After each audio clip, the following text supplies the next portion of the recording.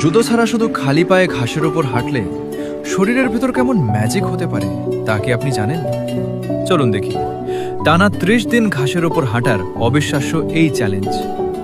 প্রথম দিন, পৃথিবীর পৃষ্ঠে রয়েছে অসীম নেগেটিভ ইলেকট্রন বা চার্জ।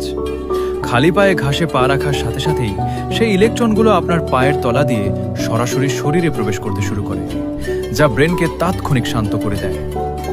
এক সপ্তাহ পর আপনার শরীরের ভেতরে জমে থাকা ফ্রি র্যাডিক্যালস বা ক্ষতিকর টক্সিনগুলোকে এই ইলেকট্রনগুলো ধ্বংস করে দেয়।